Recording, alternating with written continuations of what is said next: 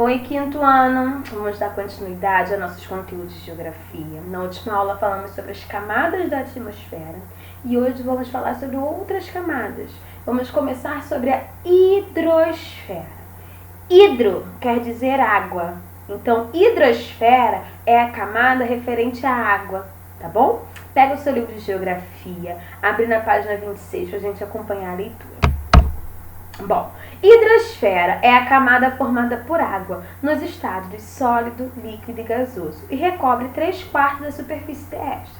Toda vez que você escutar a palavra, o prefixo hidro, sempre associa a água. Então, toda vez que tiver um prefixo no início tiver escrito hidro, é relacionado à água. Então, hidrosfera é a camada formada por água, independente se esteja no estado sólido, se esteja no estado líquido ou no gasoso. É a camada formada por água, tá bom? A Terra é o único planeta do Sistema Solar no qual existe água em estado líquido, de modo que é possível afirmar que a água é um dos elementos que permite que a vida se desenvolva em nosso planeta. Então, só há vida na Terra porque existe água no estado líquido, tá bom? De toda a água que existe no planeta, apenas 0,63% é água potável e indicada para o consumo. 2,07% é água congelada e 97,3% é água salgada. Olha só a diferença, hein? Bom, olha lá o gráfico. O gráfico ele mostra justamente esses números, que 97,3% de água salgada, ou seja, quase toda a água existente no planeta é salgada. 0,63% é água potável, é mesmo, bem pouquinho. E 2,07% é água congelada.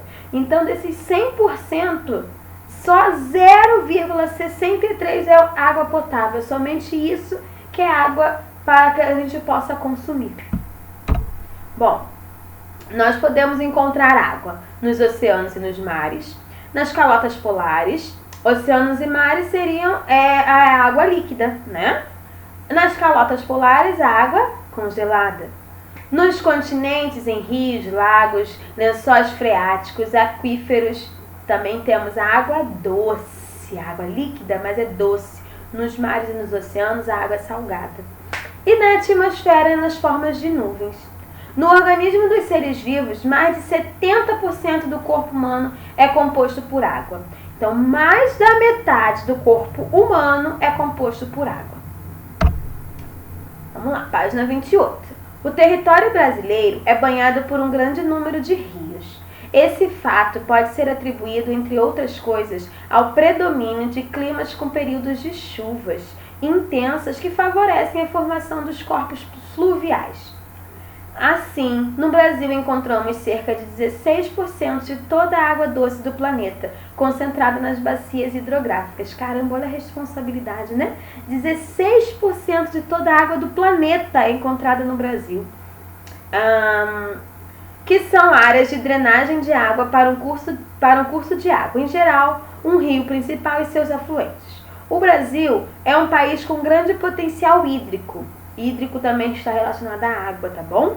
Pois além de apresentar rios com grande extensão, largura e profundidade, possui uma ampla rede hidrográfica. Observe o mapa. Então aqui ele estava explicando a questão, onde está concentradas as bacias hidrográficas, a importância, né? E aqui embaixo nós temos um mapa. Nesse mapa, nós conseguimos observar as regiões hidrográficas do Brasil. Bom, página 29. Os rios podem ser formados por água proveniente das chuvas, das fontes naturais ou pelo derretimento de neve. Suas partes principais são nascente, cachoeira, leito, afluentes, margens e foz. Olha só, agora nós vamos ver a definição e vamos tentar identificar. Enquanto eu leio, você aí com seu olhinho vai identificando na imagem, tá bom? Eu vou ler o que é, vou ler a definição e você vai colocando aí no seu olhar, né, na imagem. Bom, vamos começar com a nascente. Encontrou a nascente lá no desenho? Lá em cima, onde é um lugar onde o rio nasce. Olha lá em cima. O rio nasce na nascente. Depois nós temos a cachoeira. Procura aí a cachoeira no desenho. Achou? É uma torrente de água que corre ou cai formando um turbilhão. Então a cachoeira é essa água que cai e forma um turbilhão. Achou a cachoeira logo aí embaixo perto da pedra? Isso aí. Afluente é um rio ou riacho que despeja suas águas em um rio principal. Procura aí com seu olhar o afluente desse rio. Encontrou? Aqui, ó, do lado esquerdo. No ladinho esquerdo aí da imagem. É esse riozinho pequenininho que ele deságua lá no rio principal. Margens são as terras banhadas pelo rio. Procura a margem. O desenho, achou? Então, aí, ó, lá na beira do rio, são essas terras que estão aí, banhadas pelo rio. Leito.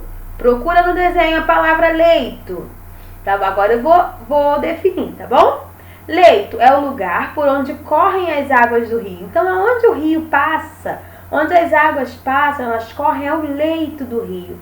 E por último, o foz. É o lugar onde o rio despeja suas águas. Então, o rio ele vai chegar ali e ele vai despejar, ele vai aumentar. Então, olha só, eu fui dizendo, fui identificando e fui dando significado, fui mostrando, fui definindo, melhor dizendo. A palavra fugiu, mas já chegou novamente. Fui definindo o que são essas partes do rio. E você foi identificando. Então, assim, com a identificação visual, quando a gente vê o desenho, fica mais fácil da gente identificar. Então, vamos lá novamente. Nascente, onde o rio nasce. A cachoeira onde o rio despeja, forma um turbilhão. Depois nós temos um afluente, que é esse aí do ladinho, que é um riozinho que depois deságua lá no rio principal. Temos as margens, que são todas essa terra que é banhada pelo rio. O leito é o lugar onde o rio ele vai passando, né, onde vai correndo o rio. E por último nós temos o foz, é onde despeja, onde a água ela aumenta, tá bom? Bom, página 30. Os rios têm um comportamento diferenciado de acordo com o relevo local de onde se encontra, podendo ser classificado em rios de planície ou rios de planalto. Os rios de planície correm em locais baixos e planos, ou seja, os rios de planície ocorrem em lugares planos, em lugares baixos, o que facilita a navegação. Já os rios de planalto correm em elevações irregulares de terras e, por isso, não são facilmente navegáveis. Porém, seu melhor aproveitamento está nas quedas d'água, que possibilitam a construção de usinas hidrelétricas.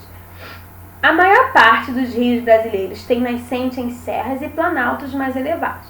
Então, rios de planície é aqueles rios que são planos, que são de fácil navegação. E rios de planalto, geralmente estão em lugares de difícil navegação, em zonas irregulares, tá bom? Ó, o Rio Paraguai é um rio de planície. Olha lá como ele é lisinho, ele é plano, ele é fácil de navegar. E o Rio São Francisco é um rio de planalto. É um rio que tem várias irregularidades. Os rios também podem ser classificados de acordo com a variação do volume de suas águas, em perenes e intermitentes ou temporais. Os rios perenes têm água durante todo o tempo. O rio perene sempre vai ter água. Toda vez que você ouvir falar do rio perene, é aquele rio que sempre tem água, que ele nunca está na seca.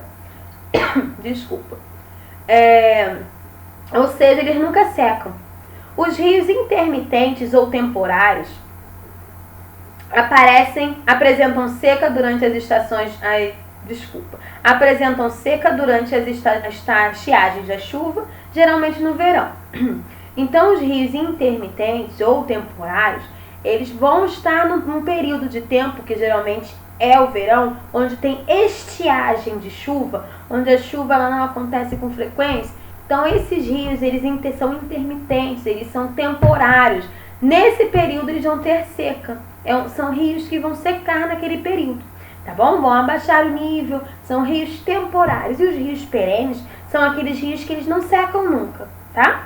A água realiza um movimento da natureza conhecida como ciclo da água, ou ciclo hidrológico, que ocorre por meio da evaporação das águas de oceanos, mares, rios, lagos, lagoas e entre tantas coisas, e por meio de evapotranspiração dos vegetais.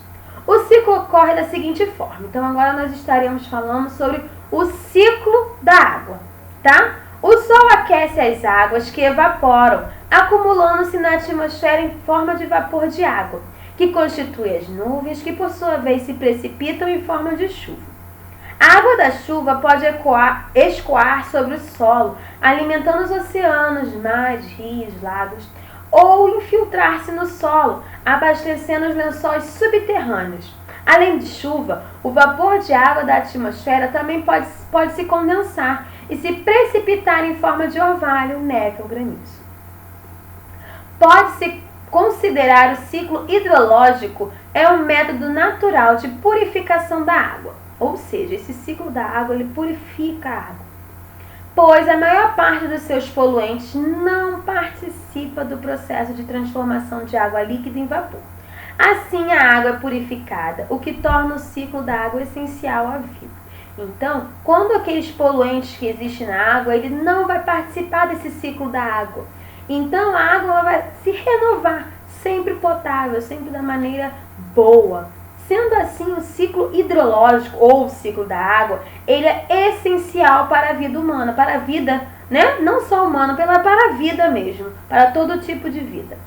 A água é de grande importância para o desenvolvimento das regiões, pois serve para irrigar as plantações, abastecer as estações de tratamento para o consumo humano, gerar energia através das hidrelétricas. Olha quanta coisa a gente pode fazer com a água. Fornecer alimentos e até mesmo para a prática de alguns esportes, como a natação, remo, canoagem. Além disso, a sua preservação e seu uso consciente são importantes para garantir a própria existência dos seres vivos. Portanto, é fundamental evitar desperdício e valorizar esse precioso recurso natural, tomando alguns cuidados, como fechar a torneira ao escovar os dentes ou lavar a louça, consertar vazamentos, evitar a utilização de mangueiras, reutilizar água. Lá no início do nosso livro, do nosso capítulo, né, dos nossos estudos, nosso conteúdo, nós vimos um gráfico. Naquele gráfico ele mostrava que apenas 0,63% da água potável, dos 100%, apenas 0,63% é menos do que 1% da água potável do planeta. Da água do planeta é potável, ou seja, menos de 1% a água que a gente pode consumir. Então, a gente precisa sempre cuidar bem, evitar o desperdício para que essa água ela não venha nos faltar, tá bom? Então, cuidado com o desperdício da água ao escovar o dente, ao lavar a louça, ao lavar o carro. Vamos economizar a água, tá? A água doce é a água potável, a água que a gente pode consumir.